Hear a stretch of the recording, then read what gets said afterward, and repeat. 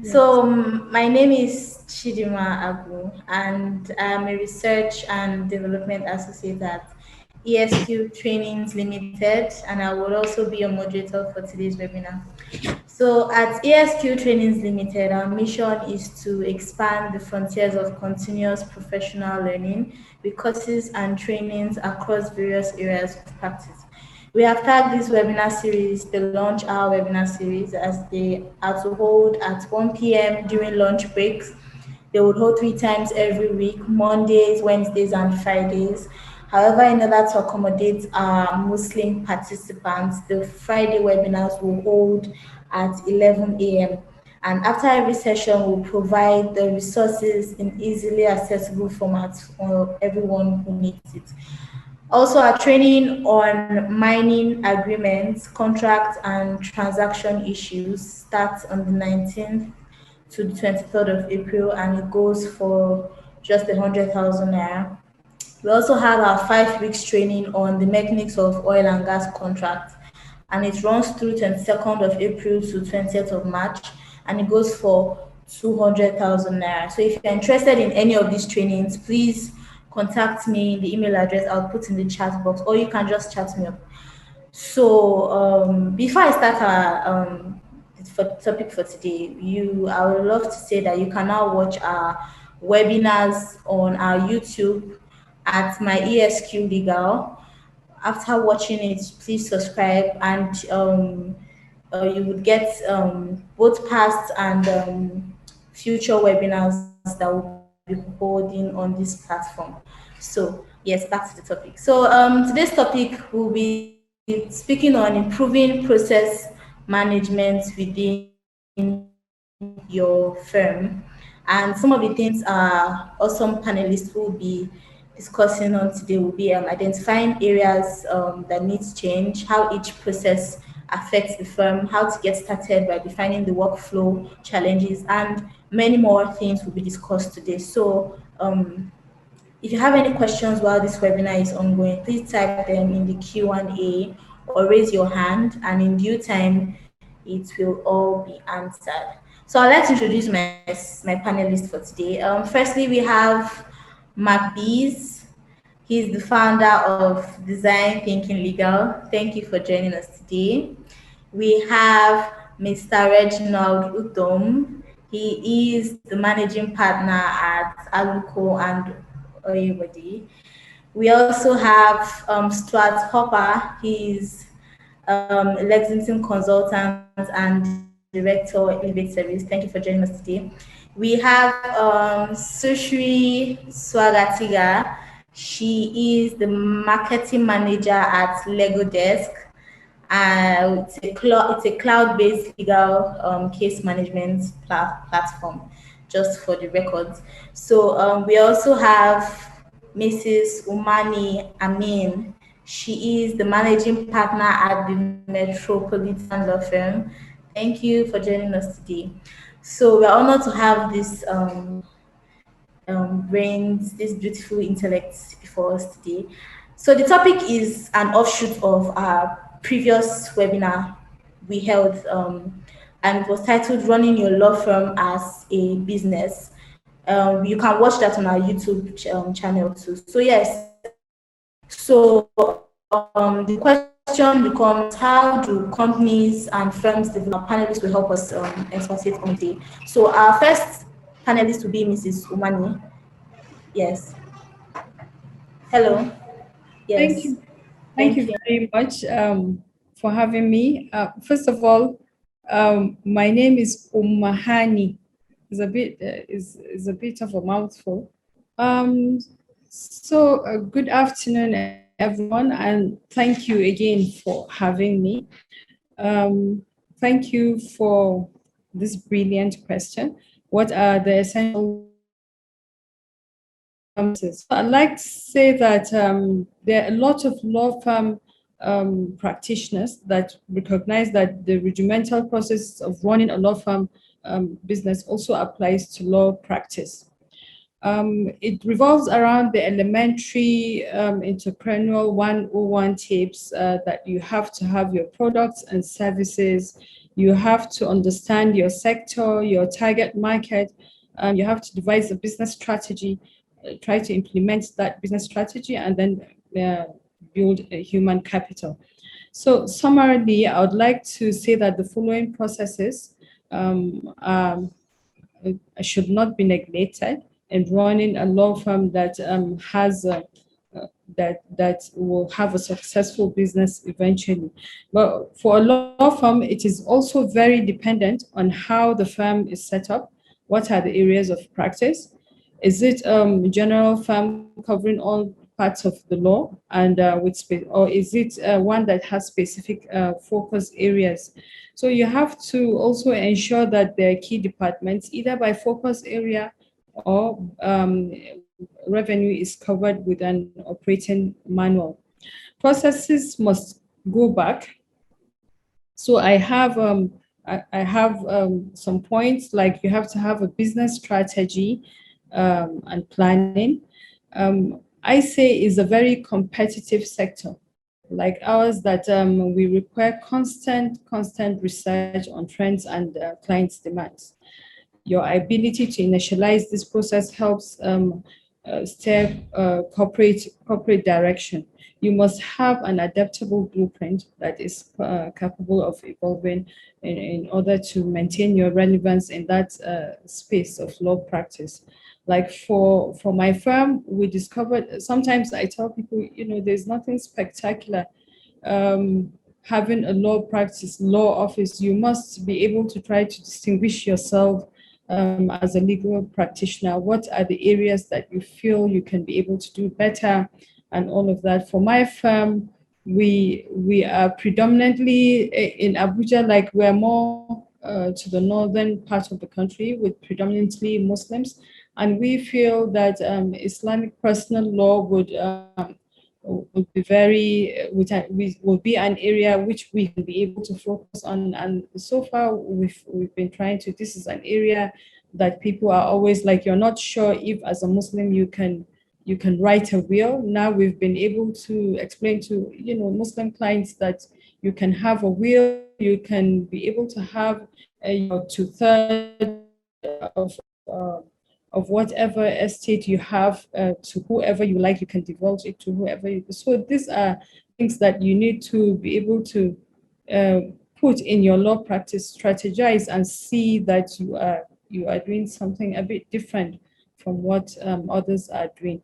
And then you have to have human resource management. These areas that maintains a synergy in the workplace is you have to have people that are very good on your team. You can be able to work together. You have it is important that people from your team think in the right direction. They are on the same level, and then that way you can be able to leverage on different perspectives on achieving results, and you create a healthy work environment where everybody is on the same pedestal and everybody is trying to see that the firm is going in the same direction. And I'm also talking about client management. In my opinion, this is naturally placed given that the legal business is also a relationship business. So as procedures for clients are very important, like onboarding the client, relationship management, communications, etc., are very, very important. It will form a part of that process. So if you have a client that doesn't even live in Nigeria, for example, and he needs things to be done, you have to have a way of that process, of how you can onboard him, how you can be able to explain things to him. And that is very important. Our business is a business of trust. Most of our clients are private clients. So essentially what they require is for them to be comfortable with you. So you have to create that atmosphere as a legal practitioner for your clients to be comfortable in dealing with you, and to be able to freely discuss issues with you, regardless that you're someone they hardly know, but in that perspective, you're a lawyer. talking about financial management, usually, especially for us that started as a single proprietorship law firm, you discover you just blow your money. You wake up, and then when I started, I wasn't doing tax. I started because I didn't know the processes and all that. But as you grow, you find out that you're putting processes in place. You're bringing people together, and of course, you being required to fulfill requirements. So you're paying your taxes. You're doing your business strategy. You're not waiting for a month to end, then you start to run around trying to look for monies to pay the lawyers or the staff in there. So it's very important that you have this process that entails billing, budgeting, and financial controls, expense management, and the likes. That is also very, very important. Move to the next slide, please.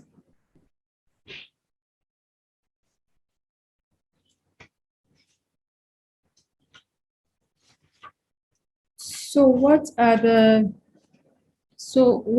areas that we can identify for change? I say in a competitive sector like ours that requires uh, constant change in the market trends and clients' demands, your ability to initialize uh, change will now put your firm in a place of its own. The COVID-19 pandemic is an empathic instance for which you have seen lawyers who had failed to embrace technology earlier are now being forced to integrate with it in their operations today. I must add that a change management process is also an essential process in the law practice. This has helped successful businesses navigate through change in the market trends, and they have remained competitive and, more importantly, meet up with clients' demand. Um, in the last time I spoke at the IBA, I had said, for the private clients um, wealth management conference where I spoke, I had said that the 21st century lawyer, as a 21st century lawyer, you cannot be able to be competitive without leveraging on technology innovation in your work. With digital tools such as video conferencing, today collaboration software, online legal research tools, client management system, and the likes, my law firm is now able to work more closely and more productively with clients due to improved resource management and tax allocation.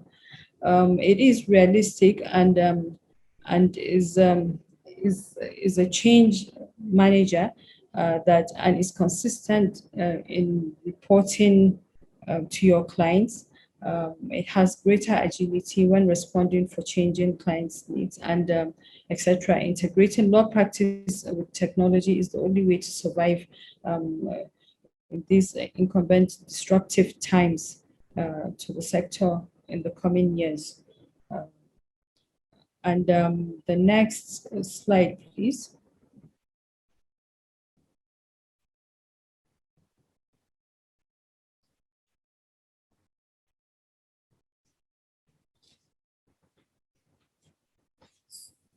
So how does this process affect the law firm?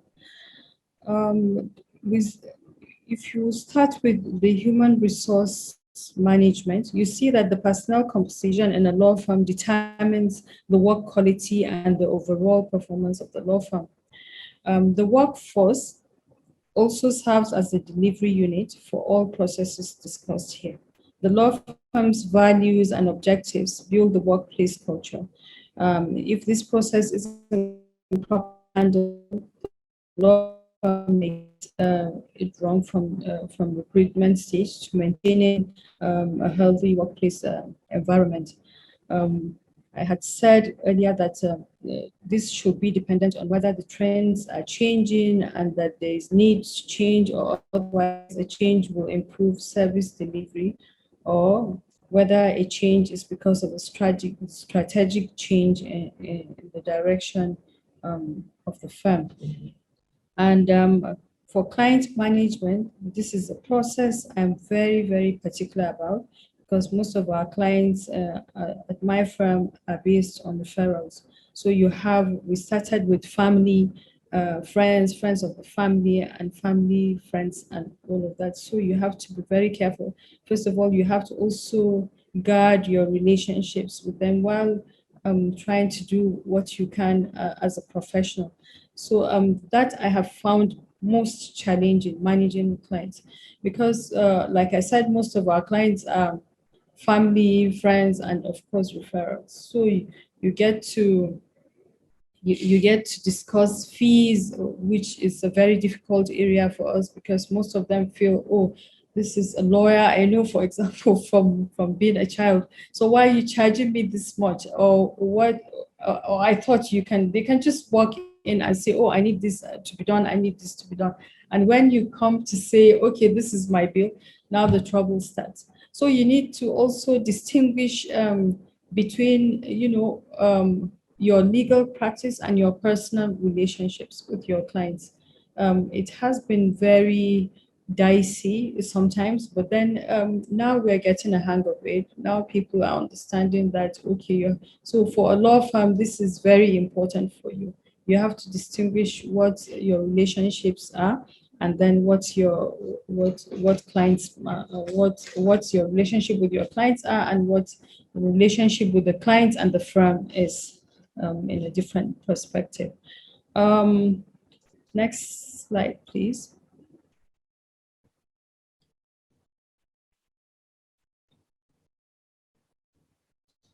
So, financial management, like I said, this process entails billing, budgeting, financial controls, etc. I believe cash flow fluctuations are the norm in a law practice, hence the need for proper financial management. The lack of financial management process will deter any likely profitability of the firm. It is impossible to grow and develop the firm without adequate financial resources. Once the firm is unable to pay operational expenses, and staff salaries hanging around and then there's misappropriation of clients' funds, it is bound to experience challenges that may never come to go away from you in a long time. So you have to learn to have, like, you have to have, your back office has to have an accountant, you have to have auditors, you have to have a strategy from the beginning of the year to say, okay, this is, your operational expenses and all your budget. If you are going to go inside or outside the budget, what will happen, and all of that. And then you need to also know exactly how to run after your clients to pay you, to pay your bills, so you to pay your fees, so you can be able to also run the company, the law firm. The law firm is a business, and that's what we all need to understand. You're a lawyer, you're running this business, and it is a business that you need to run profitably. So in order for you to have profitability in a law firm, you must have all the processes, financial processes, your taxes, you know how to charge, because some clients will even tell you, oh, they will not pay you VAT. And so these are things you need to look at. You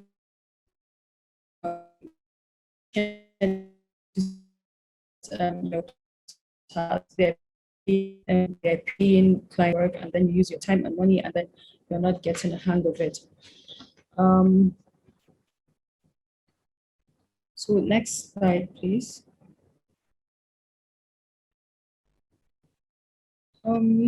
So the change management process. This process is complementary to other essential law firm processes.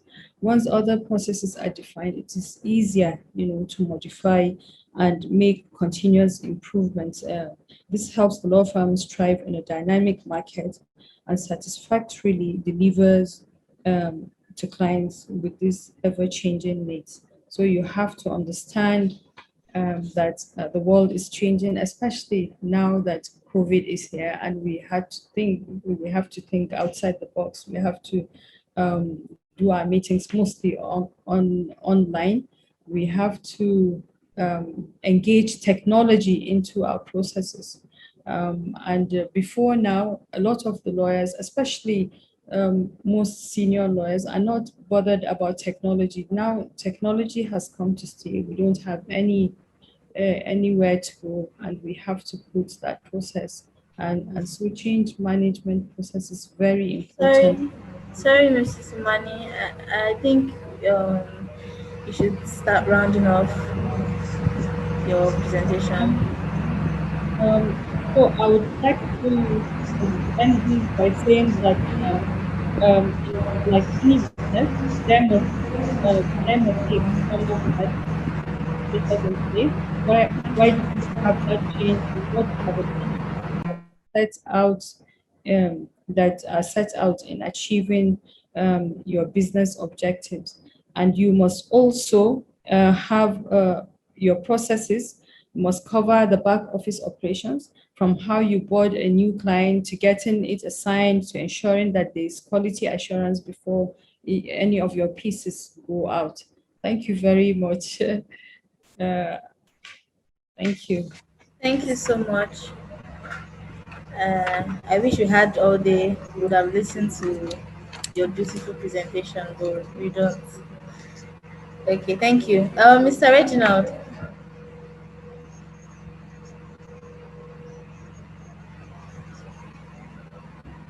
Hello, Mr. Reginald. Okay. Hi, Yes, I'm thank here. you for helping us with the slides. Thank you. Yes. So you can make your presentation now. Okay. Do you want me to share my slide myself as well? Yes, please. Okay. Thank you. All right. Can you all see my screen? Yes, you can. Okay. Thank you very much. Good afternoon, everybody, and thanks very much, Mrs. Umahani, for the very incisive presentation. She basically talked about improving process management within your law firm, and I'm talking about something similar, which is setting the policies and procedures for the firm's management. So forgive me if I repeat some of the things she's done. I know we've lost some time at the beginning, so I'll just try and make this very brief so that we don't have a long overrun. So I will just go on to it very quickly.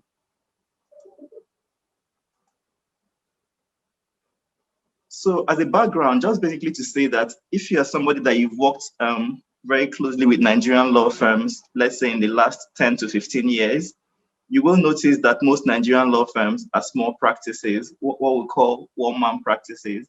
So it doesn't mean it's just one person in the law firm. There could be like 20 or 30 people in the law firm, but there's the principal who basically makes all the decisions. This is historically. Even with the larger partnerships, historically again, some of them still revolved around very strong personalities. So it was just basically the partners making the decisions. And in fact, in the old days, the associates used to play game the system. So if you wanted something, you will go to the partner that is more likely to approve it for you. And so there were no real policies in place. It was just about the mood of the partner you were asking. And also depending on who was asking. So if you're like a very good associate, you're doing your work well, you are likely to get your vacation approved very quickly, as opposed to the person who was on probation and wasn't doing quite well. And the funny thing is that most of these were actually very great practices. They were practicing very great. Their work output was very good. And that goes to show what people say all the time, that great lawyers are not necessarily great managers. So because they were doing great legal work, didn't mean that they were also great managers. I think that happily, if you look at some of the larger Nigerian law firms, most of them are evolving into institutions today. So some of them are no longer founder-led. Some of them actually have proper policies in place. So when you try to get onto that next level, it's very critical to the firm and to everyone in the firm that you have policies and processes in place guiding what you do. It shouldn't just be about the individual. It should be about the governance system you've put in place. This not only saves you time, it also means that you run more efficiently. And just like Mrs. Mahani talked about a few minutes ago, you need to have policies across boards on different things. In some law firms, partners just take on the work and start doing the work, and then midway realize that there's a conflict. There's no real policy about KYC, about how you onboard a client, and then again, midpoint, you start having issues. People don't even know how much time they spend on the files, and so it's not clear to the firm whether you're making money or losing money on those transactions because there's no real policy around timekeeping. And then some of the associates come and ask you that, so I've been in the firm for 5 years, I haven't been promoted. What's my career journey? What's the appraisal system in place? Again, you need to have policies around these things. Increasingly, when you work with multinationals, they want to see your policies around anti-corruption to see that the way you work would also accord with their own internal policies. So basically, as the firms grow, as we become more of institutions in law firms in the country, we need to have policies across some of these things, even operational issues, accounting issues, even how you disburse funds. So that becomes very necessary. There are several characteristics, but some of them actually cut across. So it's no use just handing down policies to people in the firm, to lawyers in the firm. You have to engage them, you have to get their view. It doesn't mean that the entire firm will make the decisions and will make the policies, but it's good to hear them out and take that input when you're creating policies. Some policies require interpretation, which it's a no-no. I mean, the policy must be very clear. Someone must be able to read it and know the steps to follow when they want to, let's say, onboard the client. They shouldn't have to seek an interpretation to follow the policy. It should be transparent. People should be able to know that, okay, this is how it was formulated. This is the guidelines. This is what you're supposed to do. And one thing really is that it's never going to be perfect. So you just have to deploy it and then keep on improving. So if you're looking to have the perfect policy before you deploy, you might actually never start off. So you have to just deploy and improve as you go along. So in terms of the actual setting of the processes and the procedure for the policies, just to say that it's very necessary, like I said earlier on, that all organizations need to have strong and clear governance and processes. The approach, you have to have an approach decision making, which results in the right decisions. So sometimes people would ask that who sets the policies, who approves the policies. Different firms have different models. So if you come to a firm like mine, where we have about 17 partners, for a Nigerian law firm, that's very large. That's actually the size of some small firms in the country.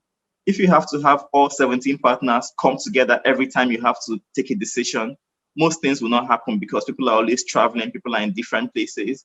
And so we have a board that initiates some of these policies. Of course, there are things that all the partners would have to vote on, things like partner admissions, etc., approving of budgets, etc. But again, you empower the board, you empower heads of units to take decisions in relation to some other things. And then these policies should establish the roles and responsibilities. So you ask yourself, for instance, when it's a disbursement policy, which is a major thing for most firms. So most people are always complaining that the accounts department is always delaying them when they want to do filings in court. And so most firms now have a disbursement policy. Such policy should, for instance, say who's responsible for approving disbursement. So is it the partner in charge of the unit, or is it just any head of department? Is there a threshold? So is there a figure that the usual approving authority can't approve, that you have to go higher than that? Are there documents that you have to attach to it? And then is there a treatment for when the client has already funded the expense versus when the client is when the firm is making an advance?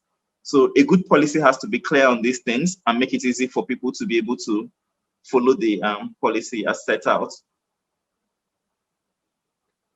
Also to say that, there's no use making the policy and not communicating it. So you must communicate the policies when they're made and approved, and then people have to be seen as following the policy. So it's no use saying that this is the policy in relation to disbursements, but every day people are able to get funds out of accounts without having to follow that policy. So to be effective, the governance system have to be seen as being practiced.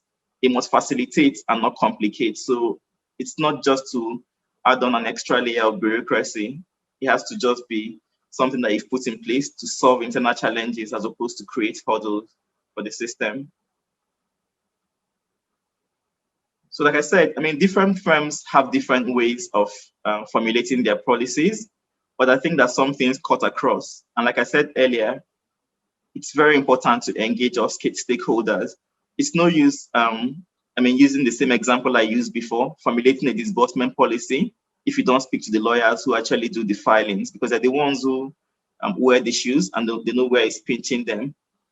It's also very important to establish roles and responsibilities so people know who exactly to go to when they need things done in accordance with that policy. It's also very important to consider establishing oversight bodies. So just to make sure that people are applying that policy the way it was meant to be applied in the first place.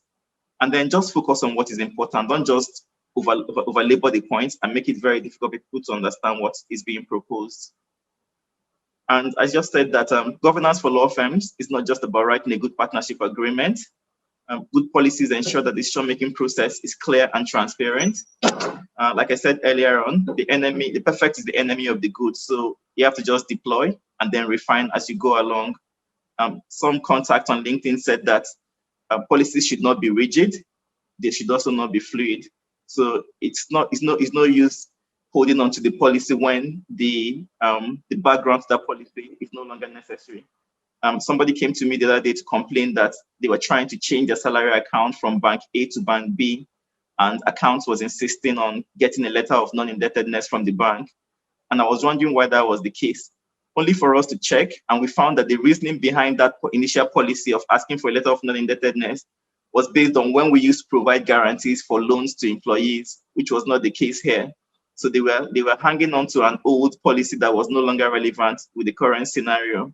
So that's the reason why it shouldn't be rigid, but it should also not be fluid such that people don't even know what the policy is at every point in time. So you shouldn't just change it so unnecessarily.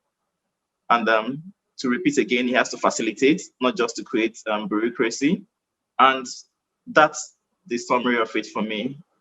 So happy to take on any questions at the moment, if there's any, or we can also take that at the end, towards the end. So thank you, and over to you, Chidema. It's very interesting presentation. You mentioned something about your firm, and I want to ask a question on that. So, due to the current restructuring your firm, which is obviously a landmark in the Nigerian legal market, it clearly shows that your firm's market leadership and succession plan is very strong. So, what has been the effect of this on your process management at your firm? How much time do you have? So it just didn't happen. Just to give you a summary of it, it just didn't happen. So we had the time when Mr. Yebonde, whose founder partner, was a managing partner. Then we went through a transition. In fact, Stuart's firm helped us during that transition, where we now established a board. So just like most companies would have a managing director and a board, we have a managing partner and a board as well.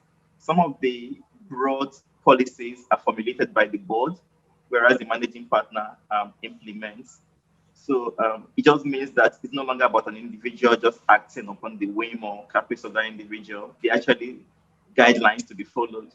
Recently, I had to be away for almost 2 weeks, but work did not stop happening because it's not about the individual anymore. We have policies in place to make sure things go through.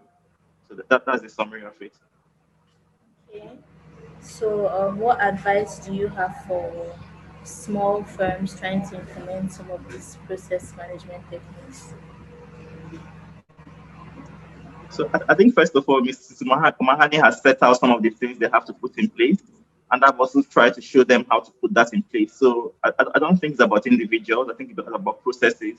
If you just put processes in place and you make sure that people follow it, it just takes on a life of its own. Things just start flowing, whether or not the individual is there. So that's a good start. All right. Thank you. Thank you. Mr. Swat. Yes. Yes. Okay. Can everyone hear me? I'm going to try and share my screen. All right.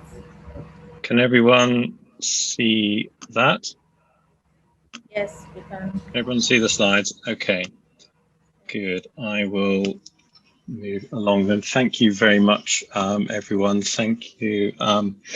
Here's just a quick, I'm just going to go through very quickly. This is where we've got to in the outline of the whole series. We're looking at improving processes and a quick summary. So Mahani has taken us through kind of some of the essential processes, identifying areas that need change and how you can break those down.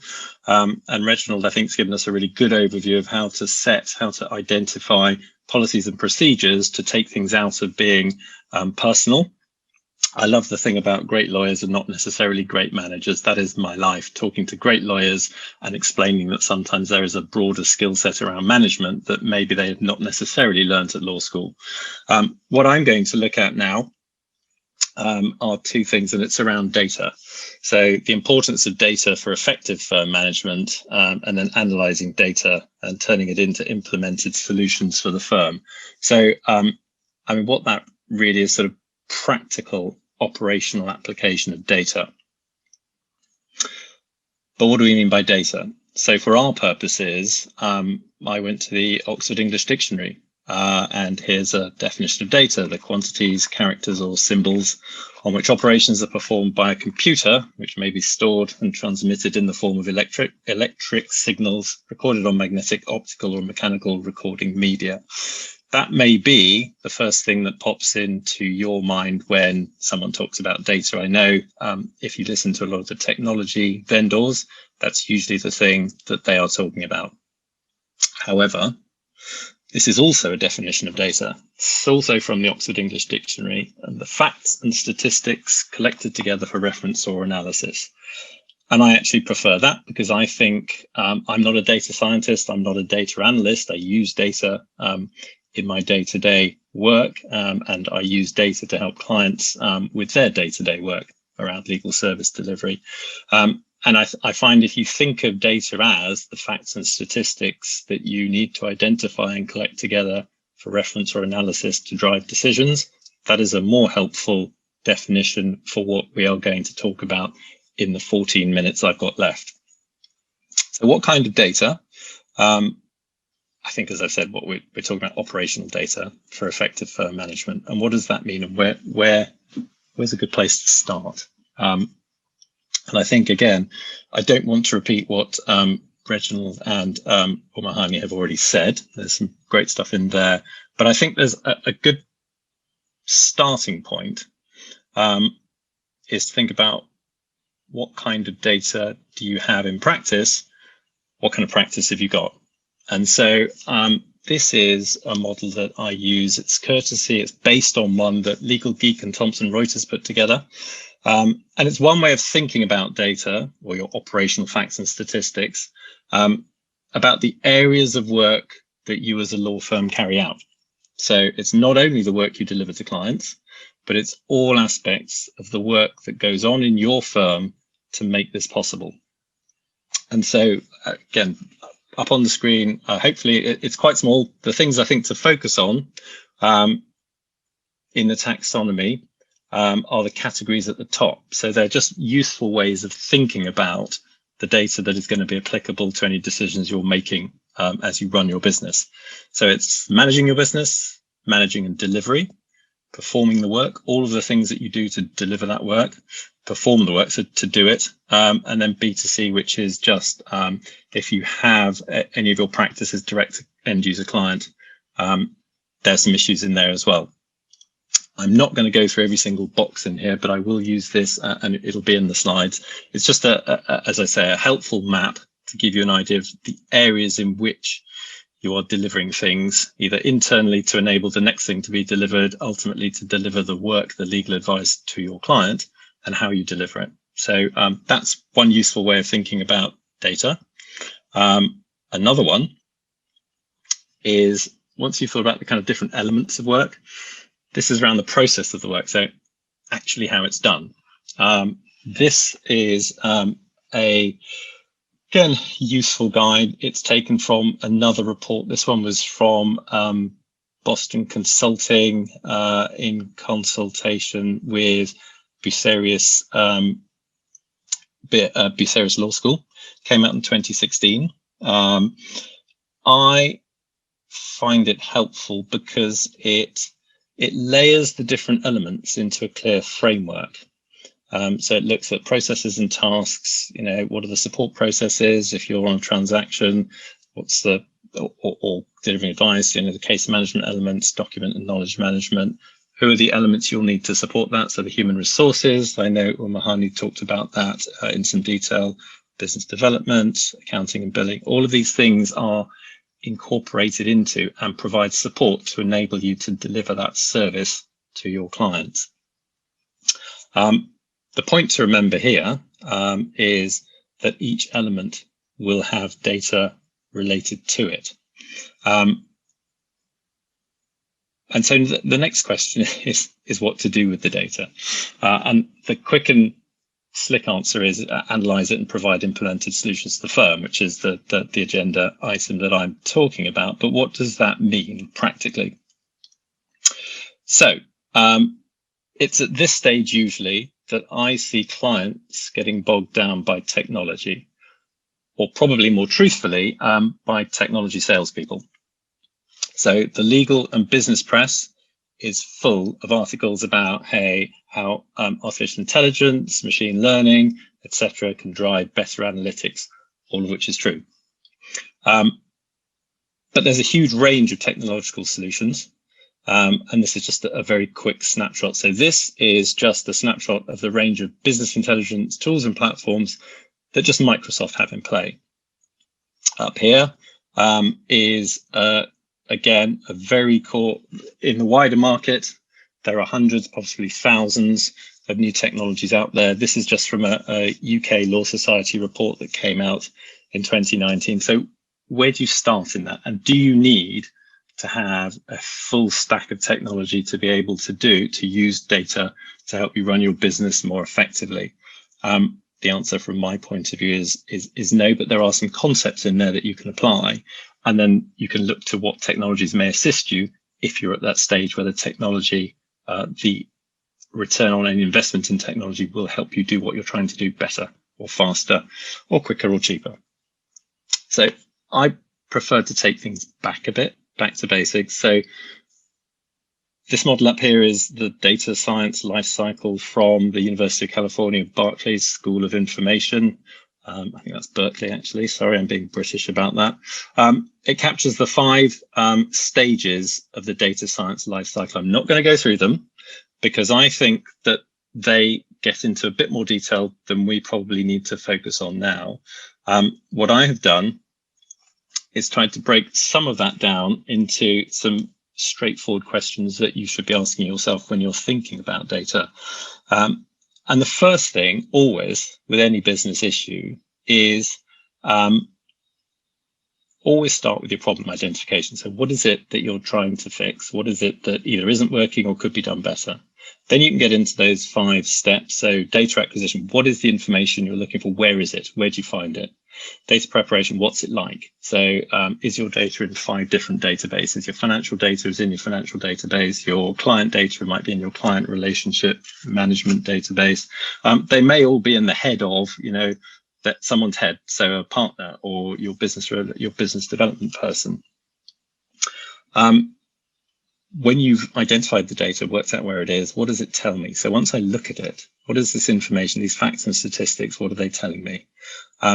I'm not going to go into data modeling, so I think that's a bit, that gets into some of the technology. But then there's a communication. I found my data, I've worked out how it's useful, I've worked out what the analysis of it tells me I can do different or better. How do I then take that information and get it back out to people who need to use it? And then the final piece is, how do I take that to market? So that's a very, very quick and hopefully useful kind of quick and dirty steps to go through when you're asking questions about data and data-driven decisions, which I think might be a good point to then go to some practical examples of data-driven decisions. So the first one, I'm going to get that original model up just because I think it's helpful. First one, I picked this at random, client bulletins. So what are some of the questions you want to ask? Using the model, some of the things may be, do you have client bulletins? Do you send these out to clients? How many do you send out? How do you monitor use and response? So do you have systems? Do you have the data in place to be able to see who you sent these bulletins to? Do you have any way of working out whether the clients receive them, open them, read them, do anything with them? How do you analyze the return on investment on the time and cost it took you to put together that client bulletin? Now, I haven't got the answers for this, but what I'm trying to do is just work you through a couple of examples of the kinds of things where you can start to think about data, which can help you then make data-driven decisions.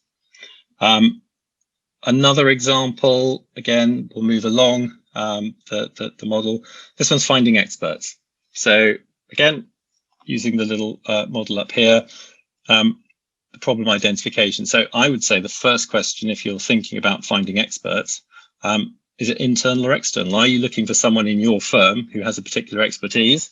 If we go back to the point Reginald made, when firms were, 1, 2, or 3 partners, you probably knew around the table who in that group had expertise in which areas.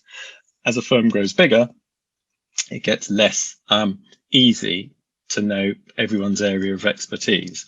As you get to many locations, it gets harder and harder and exponentially more difficult. So are you looking for someone with internal expertise, or actually are you looking for someone with external expertise? Internally, who are you looking for? Why are you looking for them? How do you manage this? They're just questions to ask around what kind of data you will need to have. And then you can start answering it by, well, how do I capture this? Where do I put it? One suggestion may be a bot. And this is just one I just grabbed off one of my lists. Externally, how often, if at all, do you rely on local counsel in other jurisdictions? Same questions. How do you identify them? Is it just I used this guy or lady in this firm in this jurisdiction last time? They were pretty good. I'll use them again. Or do you have any slightly more qualitative or quantitative ways of measuring the service you've got from that individual? How do you manage them? So that person who's your personal contact goes to a different firm or retires. What do you do? Is one of the solutions, again, to go and use a third-party database? Or do you do enough of this work that you actually want to capture that, maybe in a spreadsheet, maybe with some way of people who in your firm are also using these people, of grading them, of saying, well, they're very good in this area, they're good at banking finance transactions, but I would use someone else or a different firm for corporate transactions. Again, just another way of thinking about the kind of data that you might want to make data-driven decisions. Conscious of time, so maybe one more if we have time.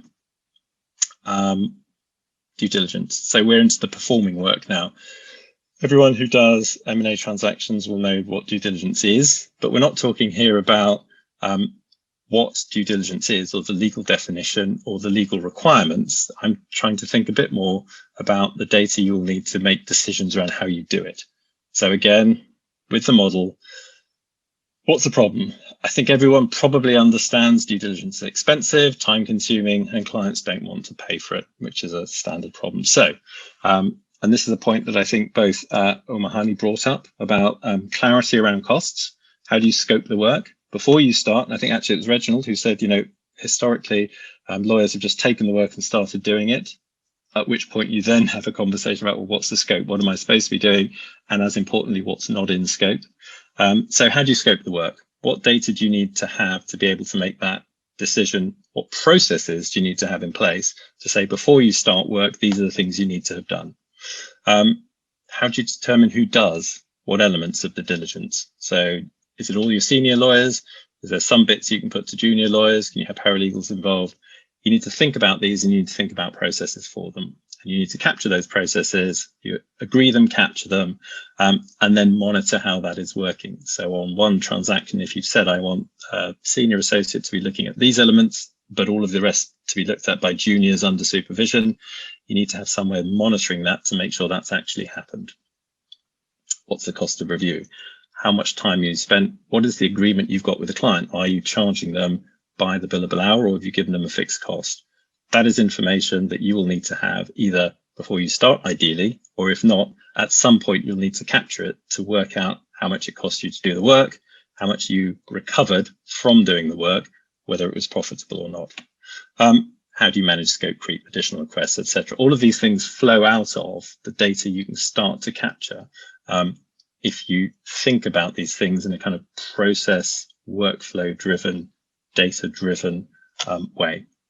So again, they how do you determine whether it's profitable? I think that's everything I was going to cover.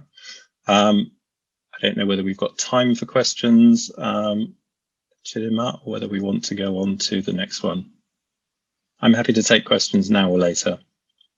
Hopefully that's been a helpful overview. All right, thank you. Thank you. I just have a few questions for you. So, adopting the Lean Six Sigma approach for law firms, how do we translate process management improvement to a legal context, especially in Nigeria? Yeah, that's a great question. I don't know to what extent. I probably haven't got time to go into the detail about the difference between Lean and Six Sigma. So one's about error reduction and one's about sort of process improvement. So I would say they're great techniques, but I would always go back a couple of stages first. So what is the problem within in your firm that you're trying to address? And it may be it's such a big problem that you need to then apply Lean or Six Sigma or any of the other agile work methodologies. But I wouldn't say I have this favorite and that's what you should always do. I think it depends on the firm and what the problem they're trying to solve is. So probably the most sensible thing I can say is try and get an idea of what the issue is and then work out which will be the best methodology. And if you're not sure, then maybe there's a question there to have a conversation with someone who can guide you through each of them. Because I just don't think it's appropriate to say it's this methodology and no other, because it's horses for courses. Some are better for some things and some are better for others. And some depend on the amount of resource you've got within your firm to be able to apply them to whatever the workflow that you're looking to improve might be. Okay, so how would you know when to decide which of the problems are more important to solve? Well, I think that is a question for firm management. They will have an overview of how their firm is running, and they will know which things are working well. If they don't, they probably ought to. Another really good place to go if you want to get insight into how well your service delivery is being received is ask clients. So I know lots of lawyers quite often, because I do a lot of this with a number of clients, say, look, you should ask your clients how they feel they're being served. And quite often the response from the law firm is, well, no one's complained, so obviously nothing is wrong, which is the wrong way around. I think constantly asking, or to the extent you ask and actually then action what you are told. If the client is taking the time, you've asking them the question about how well is it going, it may well be they say, brilliant. More likely they're going to say it's great in this area, but these areas you may want to think about how you could do it differently or improve it. Or they may say, that was terrible, it cost me a load of money, it took forever. But you've got to be open to receiving that feedback, because without it, you won't know, to your point, which areas to focus on to improve what you're doing. Okay, so aside getting the feedback from the clients, how else can a firm know when they are succeeding at using a particular technique, improving the process technique?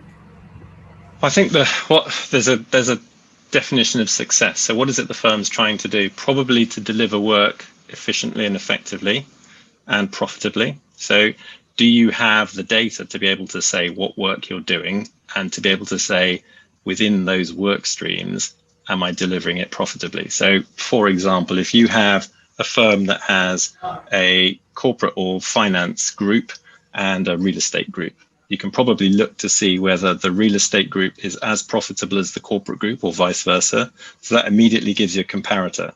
It may be that real estate generally is just less profitable, but you have to have it because you need it, because it's a core part of your business. But there are things within the firm you can look to make comparisons to say, this is going well, how do we get the rest of the practices performing at that level?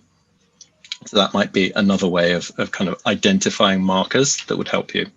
So, what advice will you give to a law firm or a business going under as a result of lack of structure or process management technique? I think if they're going under, it's probably too late. Not to be rude. I think that if they have financial red flags, that obviously is the point at which they'll need to be looking at what are we doing and what do we need to do differently. And a lot of it, I think it goes back to some of the points that Umahani made at the beginning. Know what you're doing, know the constituent parts of how you deliver your service. And it to Reginald's point, it's constantly fluid. So you just need to have the equivalent of, and technology isn't the answer, but there are some technologies that give you a dashboard. So you can have a dashboard to see how, you can have a financial dashboard to see we've issued a bill, it had a 30-day payment period, and we're into day 60 and no one's paid. And if you look at that across a range of things, it will tell you, 50% of our clients are paying their bills on time, 50% aren't. What do we do about it? Or is that a problem? Are we sufficiently financially robust that we can manage to take twice as long for our clients to pay than we're asking them to when we send out a bill? There is so much in here, it's very hard for me to just say, here's the one thing you need to do. And the one thing you need to do is have that breadth of view over the business you run. And I think law is a business. It's also a profession, and that's a whole other discussion maybe for another day. But if you're running it as a business, what are the normal things that any business would have to make sure that it was being run profitably, and ideally to have the right kind of data information to make sure it doesn't get to the stage where it's going under. Yeah, thank you. Thank you for answering the questions. Sure, no problem. So Shri, I think it's your turn to make a presentation. Yeah, just let me.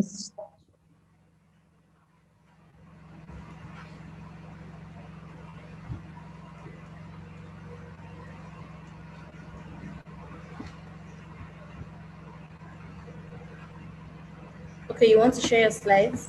Yeah, just give me a second. Hi everyone, thanks for the introduction initially, and thanks to all the panelists. I am the marketing manager of an upcoming legal tech company. So that means that I get to interact with a lot of lawyers, and recently a couple of them have been from the West African region. So even though I agree with many of the points, and I'm sure they are going to repeat throughout my presentation, but still I'm considering the legal technology aspect of here. So that might be some opinion clashes here, but yeah. So I turned off my video because my laptop is not allowing me to share my screen and turn on the video. So that's the reason I have turned off the video. So let me, as Umami ma'am said, and as Stuart said, as everyone else agreed as well, that law firms are businesses. Obviously they are practice and there is a greater goal associated with and everything, but still they are a business. So whenever there is a business, there are certain points where law firms need to have a proper process at place. One of them is business strategy consulting, where if be it be a merger or any of the related to a business expansion, like opening up a new office or anything else, they need to act as a business initially and then maybe think from a law and legal perspective. Then linking internal businesses and sticking to the statutory compliances. Like let's say there is a law firm based out of Nigeria and it's opening an office in India or let's say US or UK. So obviously the local laws are going to be different, and the law firm needs to make sure that it complies to the locations that it is going to operate in. Obviously, there is next dispute resolution. The dispute can be anything related to employee issues, or maybe there is a copyright issue or anything related to that. And then it's like identifying and acting on business. Like obviously, even if you are profitable, you want to grow more, you want to do more. So that's something you need to realize the spaces where you can grow. So these are the things that you need to have set up a proper process, as told previous by my panelist. So this is something that I'm going to discuss here. So let's start by focusing on what are the challenges of modern law firms from a business perspective. So first, obviously, there is the unavailability of CRMs. Like let's say the one who is sitting at your reception is not going to handle the cases of the clients. So the client called and he gave all his information and all that. And when that call is transferred to a lawyer, so that lawyer is taking the same information, asking the client the same questions. So with without the presence of a CRM, the customer information is getting lost. So that is also giving rise to a lot of repetitive manual tasks. Like, yeah, you are taking in the information again and again. And that might give rise to lack of collaboration. Like at a certain point of time, there might be some gaps between departments, and information get lost, mails get lost. Like someone sent you a reminder about something and you might have forgotten to act on it. And that obviously gives to rise to manual errors. Like after a week or something, some of the partner or some of the other lawyer might come to you and say that you didn't act on it. So that can give rise to manual errors. Then obviously there is challenges related to data security. So data security, as we have seen, it has been in the news for a really long time, right? And especially when you are a law firm dealing with a lot of client sensitive data and a lot of information that when exposed to publish has risk of ruining lives, you always have challenges related to security of those data. And obviously, as Reginald pointed out very rightly, some of the senior royals are obviously very reluctant to technology. Like in my talk with the lawyers, I have even seen people say that I don't need my phone, my normal phone with no internet connection does as good as a phone with internet connection will do. I don't need WhatsApp to chat with my clients, or I don't need any of the IM platforms to connect with my clients. So that's something that is a challenge. And obviously there is this compliances with local laws. Like as I said, when there are law firms spread out across countries or across geographies, be it in the one nation, there are local laws that they need to comply to, and this is something that can be challenging without the process defined. And obviously, as we talked about large law firms, where like there are like 15 to 70 to 100 of partners and 200 to 300 of lawyers working, roles and permissions management can be challenging. Like there may be some documents that you don't want to share with everyone, like something really sensitive, and that is the case where role and permission management plays an important role, because a piece of paper can be seen by anyone. So that's something that law firms do not want to do.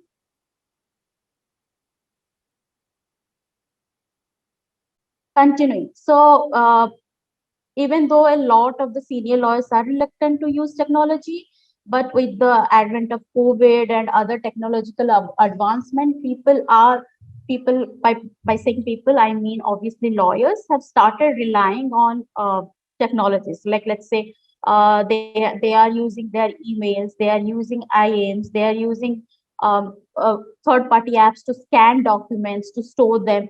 So those are the things that there is a reliance on multiple vendors. Like you need to get something from one vendor to process it in the next, and so on. So obviously, when we're planning to expand your law firm and you're considering it as a business, you need to have a plan in place to make sure that your solutions are scalable and customizable. Like let's say if someone is needing something that is very specific to a certain geography, that shouldn't be the case. It should be available across everything. And that for that, you need to define your process. You need to realize what your specialization is, and you need to focus on it. And then obviously, even though lawyers are maybe reluctant to adopt technology, the clients are not. Everyone wants everything to be to happen almost immediately. And with the advent of work from home concept, people don't want to leave their houses. Like be it businesses or be it normal individual clients, they want everything to be done through their smartphones or through their laptops. So that is something that law firms absolutely need to rely on technology to succeed at that point. Moving on.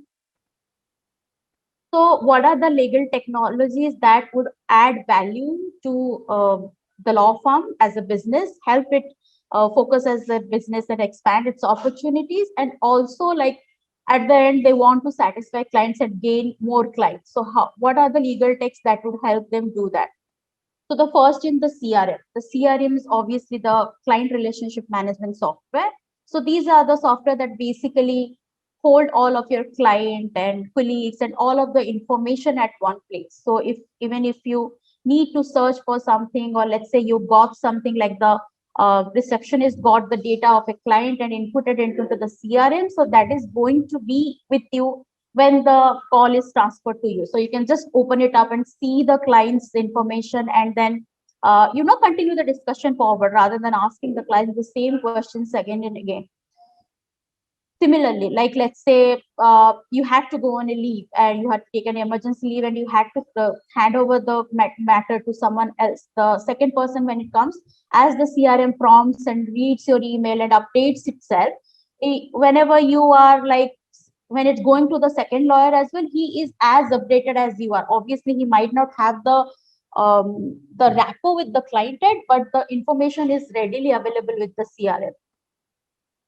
Similarly, when you're talking about collaboration tools, when I initially mentioned, like even if you are not a 100% legal technology compliant law firm yet, you are relying on some form of technologies here and there. So you need to have something at present that kind of acts as a bridge between all of the applications that you're using, like something that has access to your email, has access to your calendar, has access to your phone, so that obviously everything is kind of collated at one place. You don't need to come in every day, then go to your calendar and check for whatever you have in your schedule today, and then go to a email to follow up what happened on that. So those are the things that you need on that. You need a collaboration tool that kind of acts as a bridge between all of the technologies that you're using. Obviously, so right, as a law firm, a lot of the things that you're going to do is going to be repetitive. Like the clients are going to repeat themselves. Like even though it's not like the same case, there will be some similarities here and there. So with the document and contract automation, it gives you that space to kind of curate something at the go. Like you don't need to have everything. Don't need to create everything from scratch with templates. You can just fill in the basic information and get things rolled out. Obviously, you need to do your due diligence when the time arises, but at least you'll have something at the place rather than starting from scratch all the time. On that lines, AI-based contract reviewing and drafting can help with the right set of filters at place. AI is artificial intelligence, obviously. So artificial intelligence can help lawyers review basic contracts and draft basic contracts as well. As we talked initially, and my co-panelist like focused on this point very much, that as a business, even if you are a law firm, you need to see how you are performing, what your financials are, what is the productivity of your employees, what are the general time put in by employees, how much are you charging per hour. All those things can be easily accessible by advanced reporting. As Mrs. Umamni pointed out in the initial panel, that you cannot just wait till the end of the month to collate your financials. You need to have an overview of what is happening and what is not happening. So this is something that can help you. This will be like, you can set up your filters to give you advanced reports on the trends of the company and how your partners are doing in a monthly, weekly, or even in a daily basis.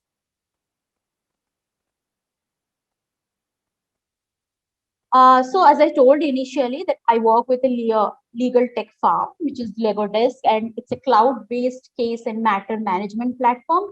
So here I have presented a case study about what we did and how technology improved the firm. So due to obvious reasons, due to a non-disclosure agreement, I couldn't present the name of the firm. But the law firm size was around 10 to 15 lawyers. So the year was they founded was 2019, and for 10 years they were following a proper paper-based platform. Like they had rooms filled with papers, and everything was being doing old school. But after some internal issues, they realized that they need to adopt a legal tech. Obviously, this was a business that was based in two states of India. So there was geographical issues, there was employee issues, there was coordinate issues. So for that, they decided to adopt legal technology, and for that to adopt legal technology, when they were obviously in talks with a lot of vendors, and when they came to us, they decided to try our platform for 1 month for free. So after that, after as I showed you, they adopted our technology in 2019, and this report is basically of their 2020 financial year reports. So after implementing the legal technology, they saw a 30% increase in lawyers' efficiency, because due to obvious reasons, like as lawyers had less and less administrative tasks to do, they focus more time on client relationship management, and having that, maintaining that rapport with individual clients, that they saw a lot of referrals coming in, a lot of clients came back. So that's the reason that the lawyers efficiency increased by 30%. uh, as we discussed a little earlier, like there are legal tech platforms that can allow you automate invoicing and automating financial tools, that will kind of prompt the customers that your invoice is ready, and show you that your financials are here. These are the clients that have not paid on time. These are the clients that are paying on time. So after doing all those things, and when there is like automatic things are going on, like if you set the calendar to say that after a week, send a reminder to the customer saying that the bill is due. So obviously, when you nudge people to do it multiple times, they are going to do it eventually, and it's always easier to send automated reminders than rather than sitting out and writing an email again and again. So when the law firm did that, they obviously saw that there is 35 reduction on time spent on doing billing and all the related activities, and that also showed that there is a 50% reduction in pending invoices. So as we know, paying is something that is not a process related issue. That's mostly like a pay, people related issue. People just forget, or they are reluctant to pay, and all those issues. With automated um, uh, reminders and automated emails going out from your law office in a matter of weeks and days, saying that you need to do the payment, there was a 50% reduction in pending invoices. And all these overall concluded to an increased overall productivity of the law firm. So their year-on-year numbers increased by 62%. It is obviously including of the financials and the billable hours and everything. Uh, so yeah, that's how the legal tech helped a law firm in South Asia. Okay, so thank you for your presentation. I just have a question for you. So um, okay, let me see. What ways has the COVID? In what ways does technology have impact in process selection in a law firm? Okay, so as I was reading an interview by Satya Nadella yesterday, where he was talking about Microsoft Meet and how they have seen that the growth they were predicting for 2 years, year-on-year growth, that they have achieved in the past, like the initial 2 months of COVID. So I think that's the same. Like let's say I'm not talking about developed countries, but let's say when I talk about developing countries and underdeveloped countries, people are reluctant to technology because there are obvious reasons. Like no one has, not everyone has free access to internet. Not everyone has a smartphone. Not everyone has a laptop. So and that's the case Okay. with law firms, lawyers as well. Like when the clients are not relying on technology, the lawyers don't need to. Like as I said, right, initially when I talk to a lot of senior lawyers, they are like, whatever your smartphone can do, my normal phone can also do, because I don't need to talk to my customers on WhatsApp or whatever. But with coronavirus, they had to shift to technology. Like you had to make the move to technology to, like, as if there was lockdown, widespread lockdown, right? You couldn't just leave your house, but matters were happening. Cases needed to go on, and that's the time that kind of pushed people. When I say people, I mean lawyers and clients both, to kind of adopt technology, to look out for their options, and try to better themselves, like how we can do our work better. Okay, all right, thank you. And finally, so there are instances where a lot of firms and businesses put in a lot of effort in solving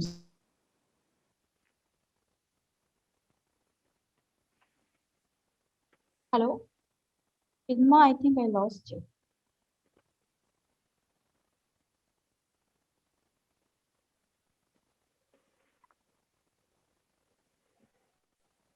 Hello. Hi. I think Hi, I think Margaret. Want to Chima. take over? Yeah, give her a I second. think I lost her. Yeah. Yeah, and she's frozen. Yeah. Very good.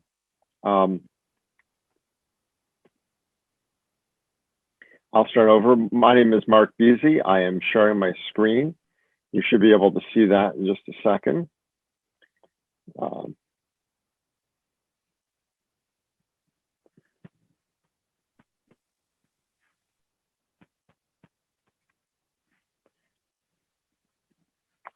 And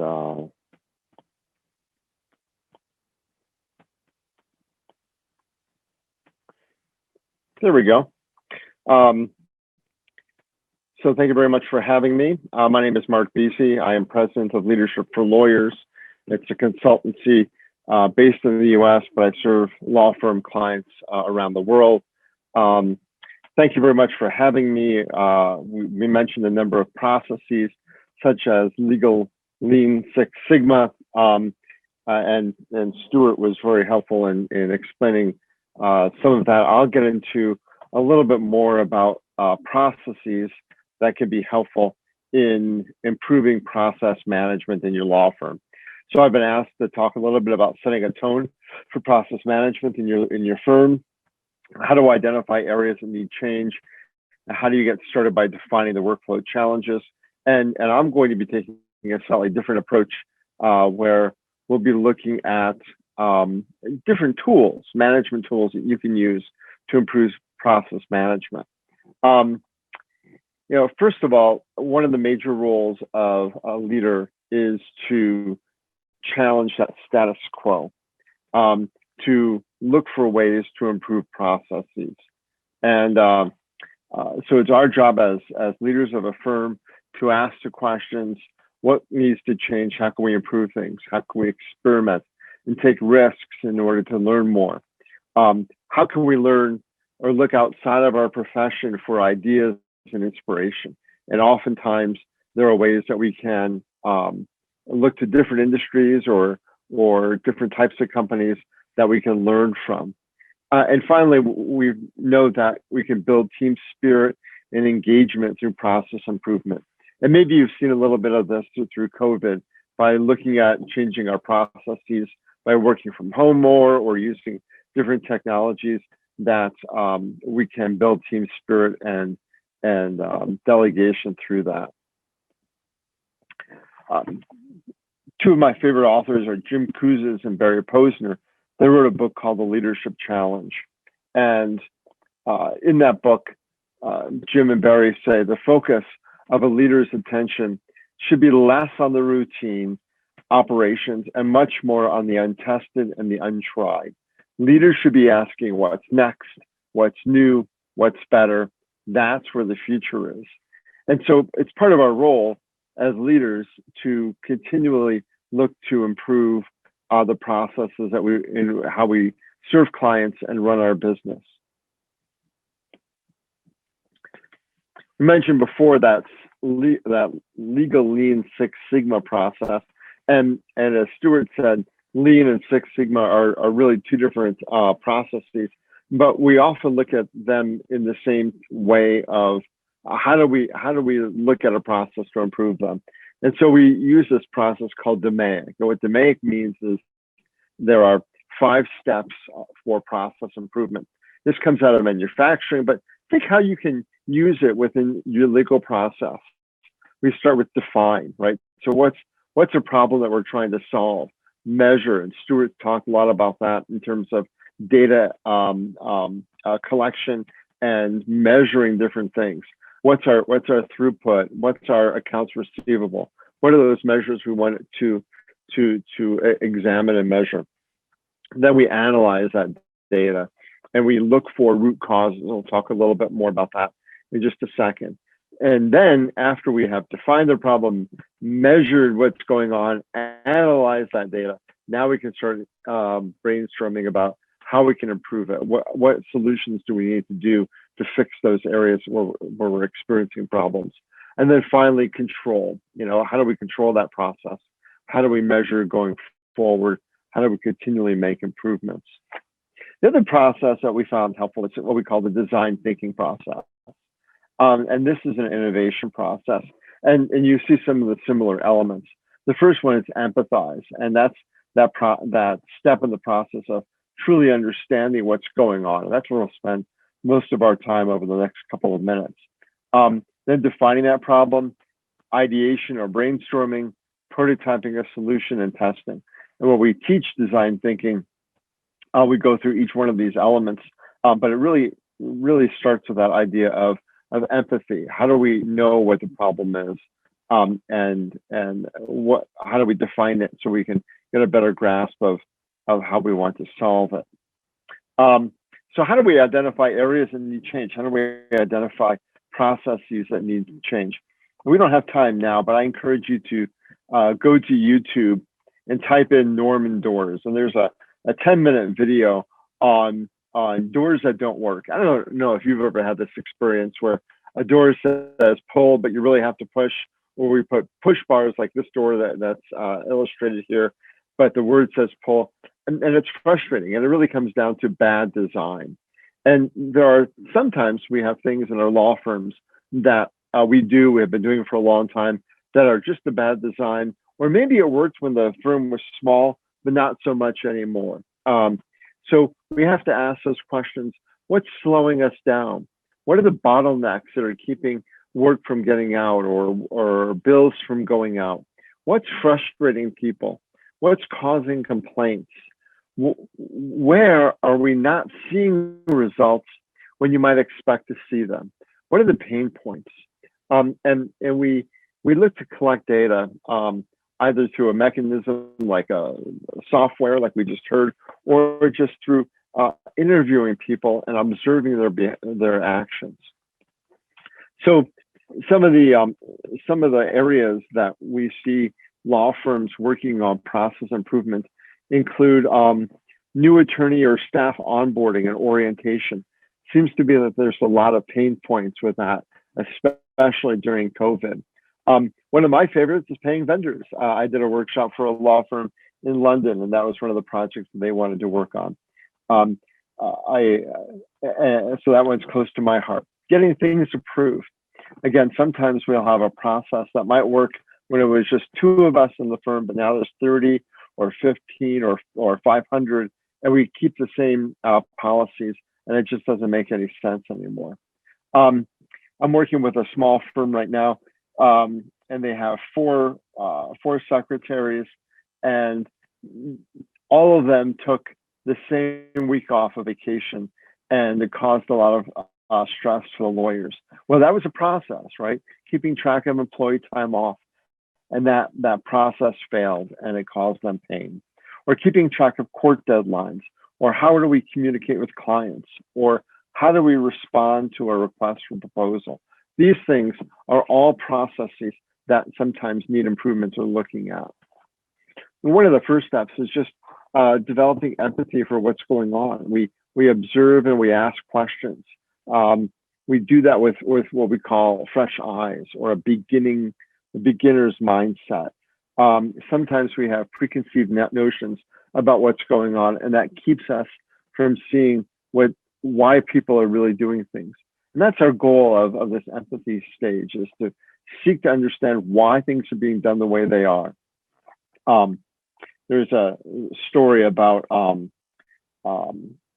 college campus design, and landscape architects have a process of learning where to put pathways, and they'll design the part of a campus, whether it's a college campus or a corporate campus, and they'll put the sidewalks in last because they want to see where people really walk before they put the sidewalks in.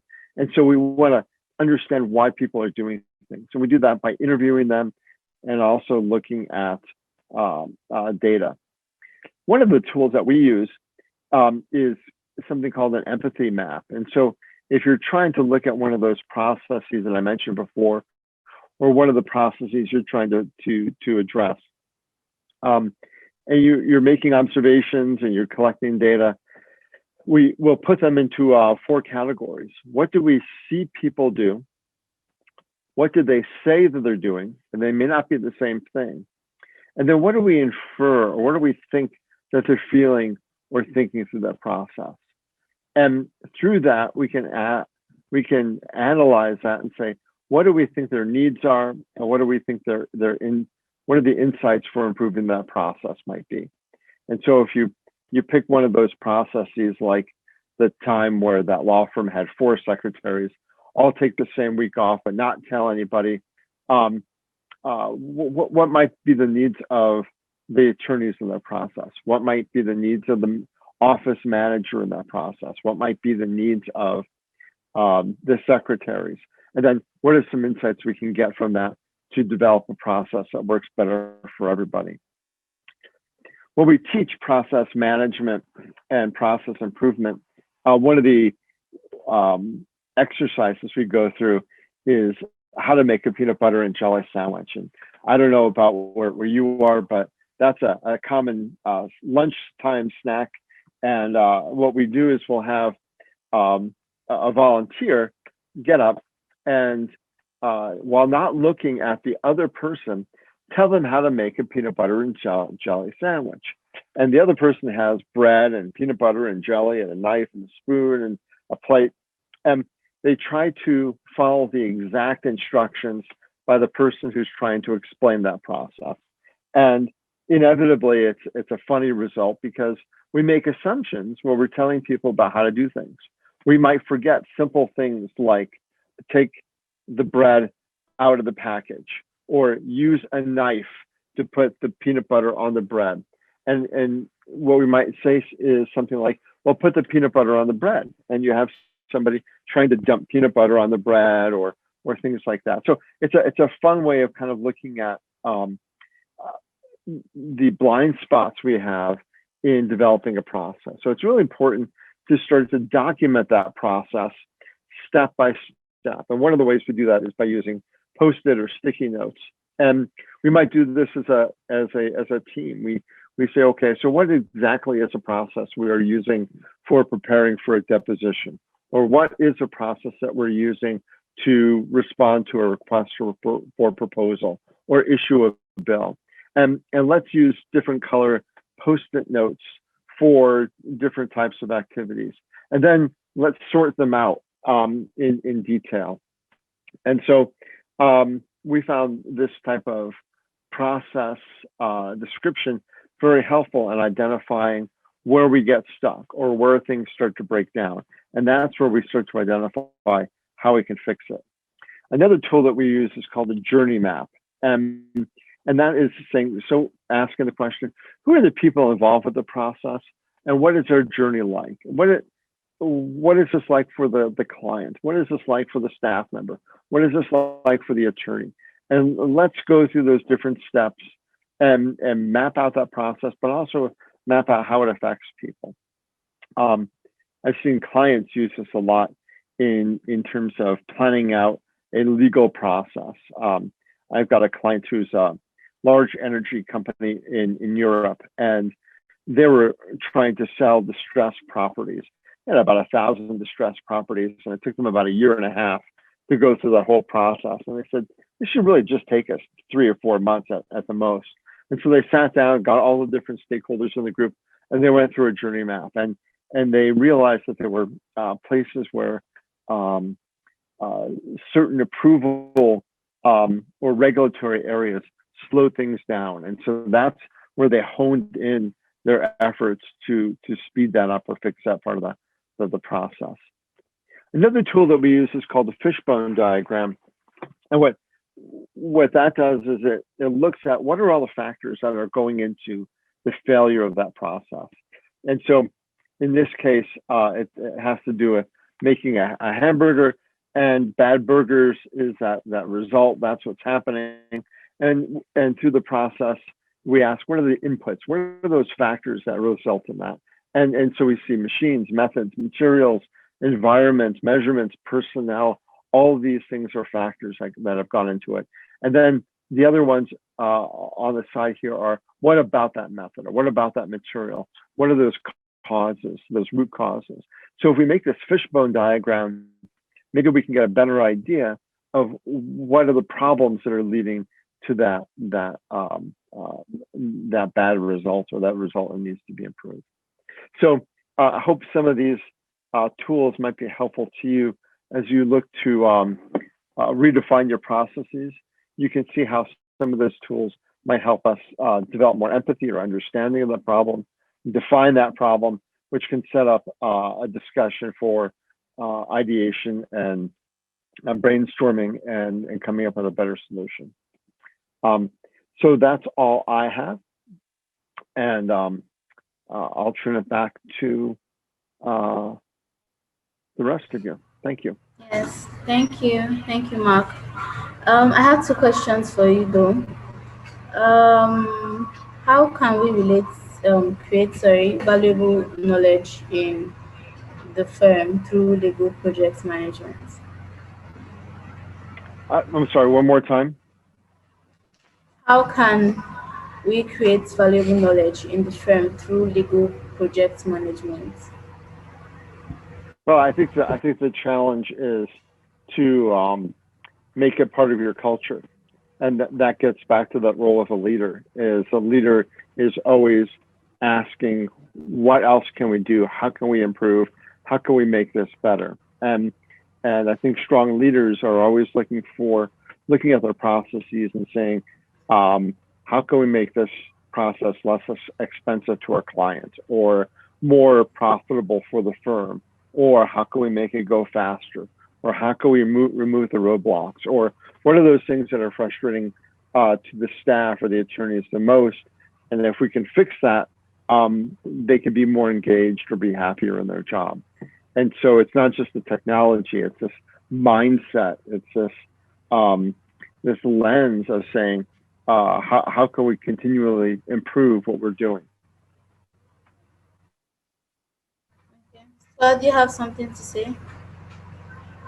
Yeah, I was going to add a sort of because I've got a background in knowledge management. I think there's also a piece, absolutely strong leadership and the culture, but I think there's a piece around empowering people, because quite often it's the people doing the work that can work out how it can be done better. And so having a process in place that enables those ideas to be funneled up, and a culture that encourages it, is also critical. So you need the leadership, absolutely, but everyone needs to be invested in thinking, I do this every day, I've got an idea about how it can be done better. How do I get that surfaced, and how do I have the confidence that the leadership will take that and run with it? I think is the other thing I was just going to add. That's great.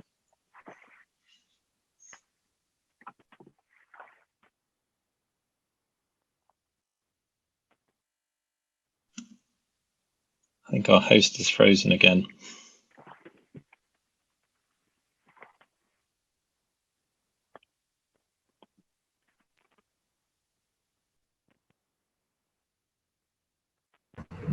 Hello, can you hear me? You're back. Yes, I'm so sorry.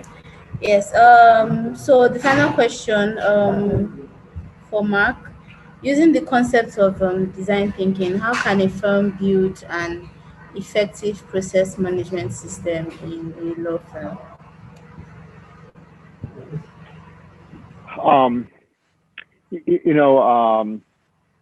I had a client in London a few years ago who noticed the need for process improvement in different areas. And so one of the things that they did was break into teams, as Stuart suggested, and they were cross-functional teams. Somebody from technology, a partner, an associate, somebody from human resources, marketing. They were cross-functional teams, and we had 4 teams, and they were very diverse in terms of age and experience and background. And we went through a design thinking training session for a full day.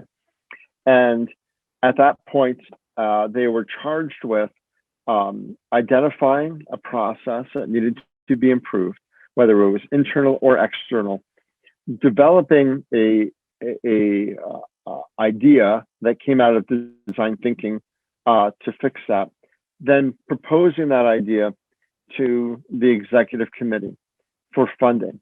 And 1 or all 4 of those ideas could get funded. And then they would have 3 months to implement that idea.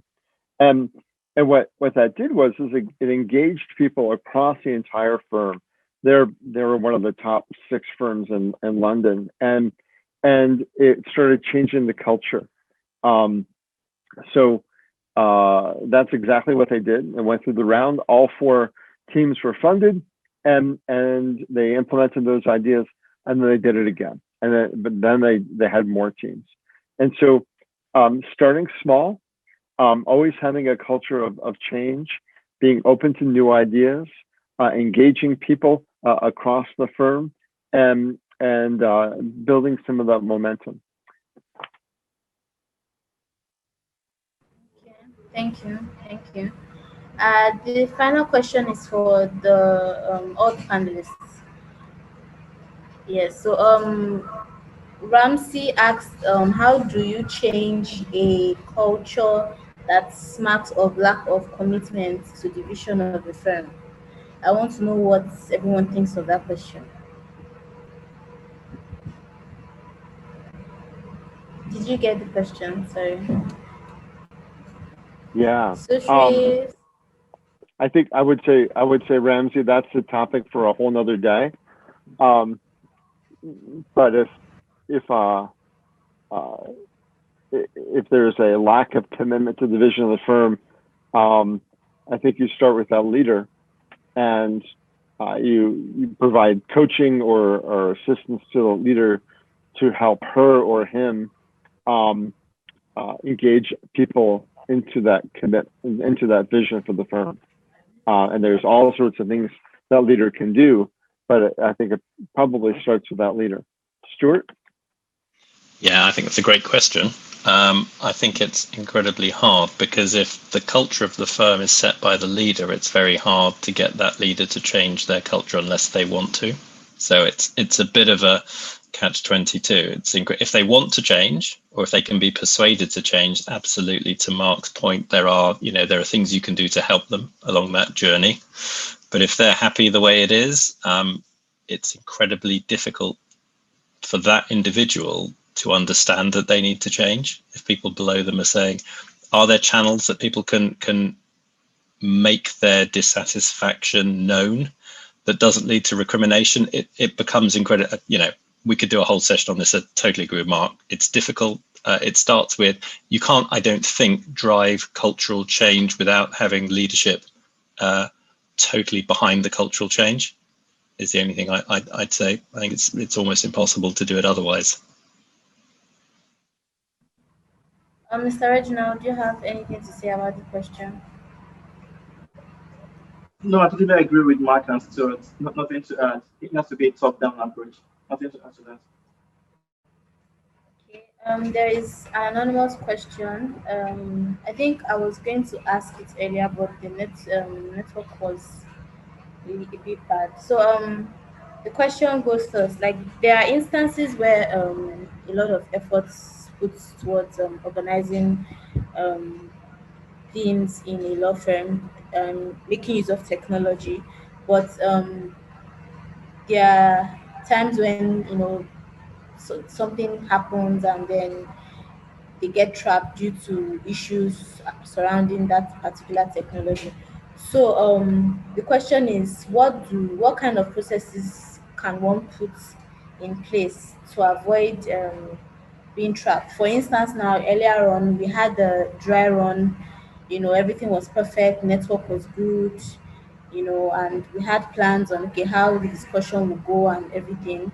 But then we started the webinar by one, and then all of a sudden the network just went off, and you know, but now we're back. So like the question is, how can what can one put in place to avoid such issues, basically?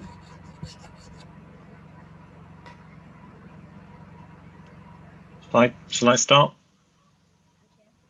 I think it goes back to the point that Reginald made earlier about fluidity versus structure. I think ways of behaving, ways of organizing work, process, workflow are great, and without them you can't do a lot of the things we've been talking about.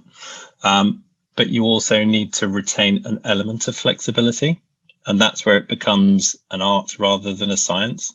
So people need to know how to use systems. They also need to be, to I think Mark's point, constantly on the lookout for ways to improve how they do things, but also, and I think we'll see a lot more of this, people need to retain the flexibility so that when the unexpected happens, they are able to think outside the box, which is a terrible cliche, but to be able to do that so that, this is unexpected, but here's where we're going to go with it. And I don't think, again, if I were to say, here is the answer, that would then put it into a box, because no one's going to have the answer for everything. But I think keeping that flexibility, collaboration and communication in mind. So when something does happen, who do you talk to? Is there a culture of a willingness to listen to other people contributing suggestions to how to deal with a situation? To my mind would be, it's a combination of all of those things, but I'd be interested to hear what my fellow panelists think.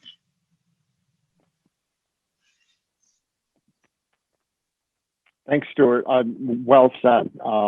Does anything okay? Yeah, I don't think I would add too much more to that. I think having a mindset of continually learning and realizing that if there's a mistake is not there necessarily to be punished, but to be learned from. So how, as a group or a team or a firm, can we stop and say, all right, every 2 weeks, every month, let's talk about what's working, what's not working. Let's have a conversation. We call it a stop, start, continue. What should we stop doing? What should we start doing? What should we continue to do in order to continually improve that process?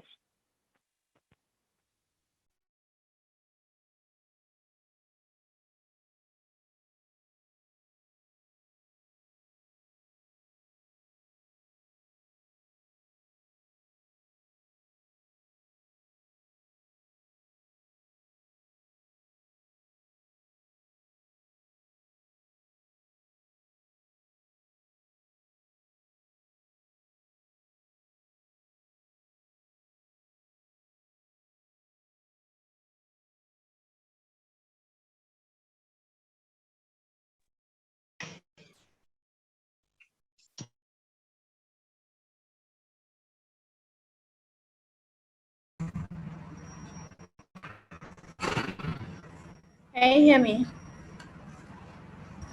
Hello? Yes, we can hear you. Okay. Yes. So I think it's oh my god. So I think we can round up the webinar. Basically, as we round up today, I think it's always important for us lawyers to always put the clients at the center of all that we do, understanding that our success as businesses rely heavily on our clients' satisfaction. Therefore, for any of our processes, let us always consider the following questions. What is the value of the process in the eyes of the client? How do you establish this, or how would you find out? What do you do that your clients might not consider valuable? What waste is there in the process? And what are the effects of variation in your processes on your firm and on your clients? So I want to thank all our panelists for joining us today and for their brilliant contribution on this webinar. I'm so sorry for the network issues. It's beyond my control, basically. So thank you, everyone. Thank you to our sponsors, ALEX, GLIS, and Co, Bloomfield Law Practice, and Advocate Law Practice for making this webinar possible today. Thank you to all our attendees. There are two questions here, but I don't know if we still have time to answer that. I don't know, panelists, what do you think? Can you answer two questions before we go off, or I'm afraid I have to hop, so I'm going to say thank you, everyone. It's been a pleasure. Okay. Thank you to my panelists. All right. Hopefully it was useful. Thank you. Yeah. All right. Me Okay. too. Thank you So, very much. I appreciate it. okay. Thank you, everyone. Thanks. Have a lovely day.